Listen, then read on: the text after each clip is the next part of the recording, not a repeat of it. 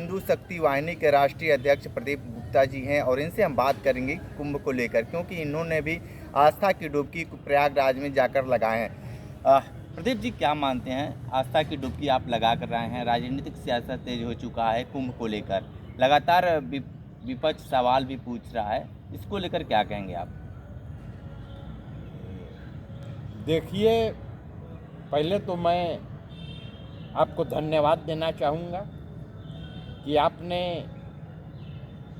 कुंभ के मुद्दे पर सवाल पूछा और कुंभ और आस्था से जुड़े जो हमारे पर्व हैं उस पर सवाल जवाब होना तो नहीं चाहिए, मगर विपक्ष ने एक ऐसा माहौल बना दिया है कि आज ये भी महाकुंभ भी हम लोगों की जो आस्था का एक महापर्व है वो भी सवाल जवाब के एक कटघरे में खड़ा हो गया।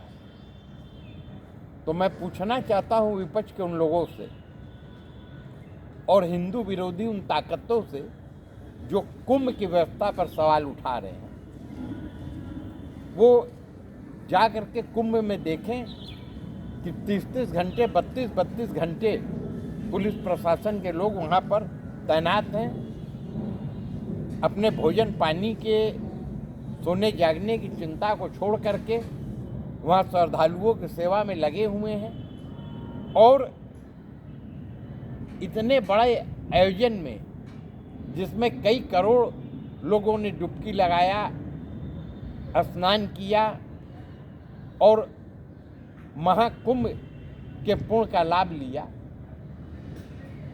उस व्यवस्था को देख रहे हैं तो हमें उनको, ऐसे पुलिस प्रशासन के अधिकारियों को सैल्यूट करना चाहिए, ना कि महाकुंभ के व्यवस्थाओं को लेकर के टीका टिप्पणी करके उनका मनोबल तोड़े। और कहीं ना कहीं से चाक चौबंद व्यवस्था को देख करके एक बौखलाहट हो गई है विपक्ष में, और विपक्ष की जो गिद्ध दृष्टि है वो जिस दिन से कुंभ शुरू हुआ है उस दिन से उस पर लगी हुई थी। तो मैं पुनः कहूँगा कि मैं स्नान किया और मैंने जो वहाँ पे व्यवस्था देखा, मेरी पुलिस प्रशासन के भी लोगों से बात हुई और उन लोगों से भी मुझे पता चला कि अपने नौकरी से ऊपर उठ करके एक सेवा भाव से वो लोग रात दिन 30-30 घंटे 32-32 घंटे बिना सोए काम कर रहे हैं, अपने ऑफ टाइम में भी वो सेवा कर रहे हैं। तो मैं पुनः राष्ट्रवादी हिंदू शक्ति वाहिनी परिवार की ओर से ऐसे कर्मठ सेवा भाव रखने वाले हिंदूवादी पुलिस प्रशासन के लोगों को सैल्यूट करता हूँ। लेकिन एक बात बताइए, जब विपक्ष लगातार सत्ता पक्ष से सवाल पूछ रहा है तो सत्ता पक्ष को तो बता देना चाहिए जो भी दिक्कतें हैं, जो भी समस्याएं हैं, लेकिन लगातार गिद्ध के नारे, गिद्ध जैसी बातें कही जा रही है, शुगर तक की बातें कह डाले हैं योगी आदित्यनाथ जी सदन में। तो जिस तरीके से ये बातें कही जा रही है, तो जिस तरीके से बहुत सारे कैजुअलिटी भी हुई, बहुत सारी चीज़ बातें हुई, बहुत ऐसे लोग हैं जो उस कुंभ मेले में खोए हुए हैं, अभी तक किसी को मिल नहीं पा रहे। तो ये जो आंकड़े हैं क्यों नहीं बता पा रही है सरकार, ये तो जानना चाहते हैं लोग, विपक्ष के लोग। देखा, एक बात हो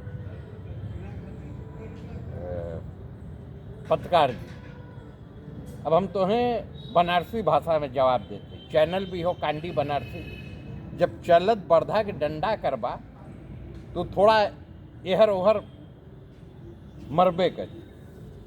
तो जब काम हो रहा है और सही काम हो रहा है और आप केवल मौका खोज रहे हैं कि कैसे कुछ भी कमी पा करके आप इतने बड़े आयोजन को कैसे संपन्न कराया जा रहा है, इसकी प्रशंसा नहीं कर रहे हैं आप। उसमें जो है बराबर कहीं ना कहीं से उस पर उंगली उठाने का काम कर रहे हैं। तो कोई भी आदमी उद्वेलित होकर के वो जवाब देगा और उसकी जवाब थोड़ा करवाहट भरी हो। देखिए, अभी एक ताज़ा घटना है इलाहाबाद के जीरो रोड में।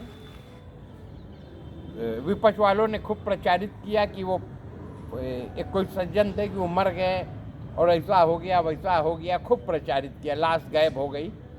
और ऐन तेरही के दिन वो सज्जन जो हैं टोटो से उतर रहे हैं, उनकी तेरही आयोजित की जा रही हो। तो इस तरीके का प्रोपोगेंडा फैलाना ये कहीं से भी अच्छी बात नहीं है। और शासन प्रशासन मिल करके काम कर रहा है, और शासन प्रशासन ने पूरी मुस्तैदी से संपन्न कराया। तमाम साजिशें की कोशिश की गई, तमाम उसमें लोगों ने उसको प्रभावित करने के लिए मंसूबे बनाए, मगर सबके मंसूबे फेल हुए। तो इसके लिए शासन भी बधाई की पात्र, सरकार भी बधाई की पात्र है। अच्छा, एक बात बताइए, राष्ट्रवादी हिंदू शक्ति वाहिनी के आप राष्ट्रीय अध्यक्ष हैं, और जिस तरीके से बनारस में महाशिवरात्रि को लेकर लगातार ये कहा जा रहा है कि सनातन धर्म के साथ खिलवाड़ किया जा रहा है। जो शिव बारात निकलनी थी वो 26 तारीख को, वो अब शिव बारात एक दिन टालकर 27 तारीख को होने जा रहा है। आप एक हिंदूवादी नेता होने के नाते इस प्रकरण को क्या कहेंगे? देखिए, जो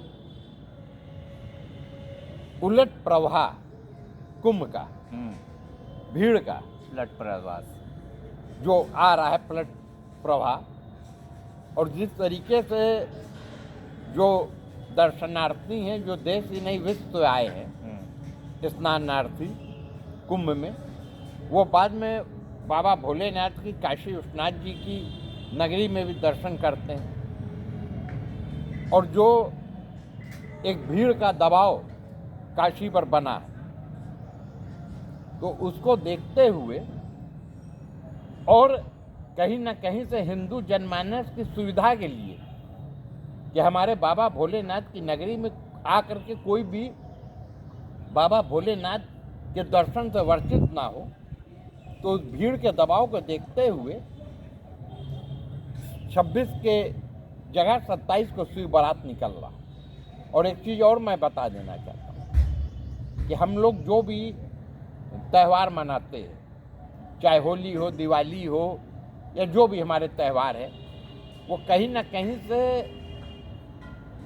जो उस काल परिस्थिति में हुआ है, उसी पर्व को हम लोग प्रतीकात्मक रूप से मनाते हैं। तो ये बारात भी प्रतीकात्मक रूप से मनाई जाती है सनातनियों के द्वारा।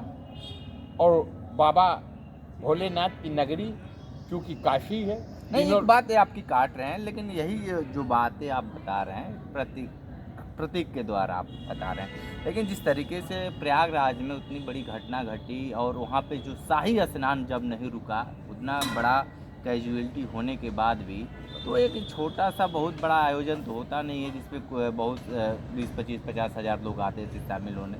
तो ये तो आयोजन हो सकता था। आपको नहीं लगता है काशी के वासी जो लोग हैं काफ़ी नाराज चल रहे हैं इस महाशिवरात्रि का? जो बारात शिव भक्त हैं, जो शिव बाराती लोग बनकर जाते हैं, वो लोग काफ़ी नाराज दिख रहे हैं इसको लेकर। देखिए, ये नाराजगी किसी भी शिव भक्त को नहीं है।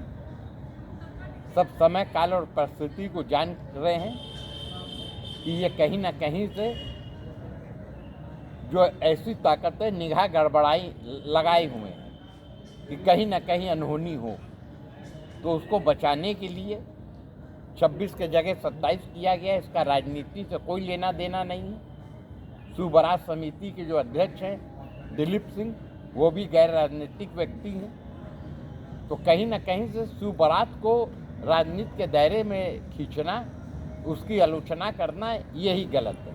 और मैं पूछना चाहूँगा कि जो लोग इस पे उंगली उठा रहे हैं, क्या अगर वहाँ पे कोई अनहोनी होती, उस दिन इतनी भीड़ रहेगी और पलट प्रवाह भी है, तो उसकी वो जिम्मेदारी लेंगे जान माल की हानि की?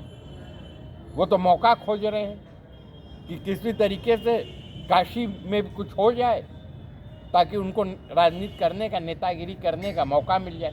विपक्ष के पास और मौका क्या है भाई? विपक्ष जितना दिन सरकार में रही, लूट खसोट की, गुंडाई करवाई, हिंदुत्व को कमज़ोर करने का काम की। और अब जब वो देख रही है कि शासन प्रशासन एक के व्यवस्थित ढंग से अपना काम कर रहा है सुचारू रूप से, तो बराबर निगाह गड़ाए कि कैसे वो सरकार के बहाने हिंदुत्व पर वार करे। और ये विपक्ष केवल सरकार पे वार नहीं कर रही, ये हिंदुत्व पे वार कर रही है। ये हिंदुत्व की भावनाओं के, हिंदुओं की भावनाओं के आस्था से खिलवाड़ कर रही है। और हिंदू जनमानस इनको पहचान चुका है, इनके बहकावे में कतई नहीं आने वाला है। और ये कितनी भी कोशिश कर लें, अब दोबारा इस सत्ता में नहीं आने वाले। इसी बौखलाहट में इनके मन में जो आ रहा है, जब आ रहा है, वो कहीं ना कहीं माहौल बनाने का प्रयास कर रहे हैं। और ऐसे विधर्मियों को देश की, दुनिया की हिंदू जनमानस पहचान चुकी। ठीक है, तो आप सुन रहे थे प्रदीप गुप्ता जी को बहुत सारी बातें बताए हैं प्रयाग कुंभ मेले को लेकर, विशेष इंटरव्यू कर रहे थे। तो हमारे साथ बने रहिए कांडी बनारसी के साथ, हमें दीजिए इजाज़त, नमस्कार।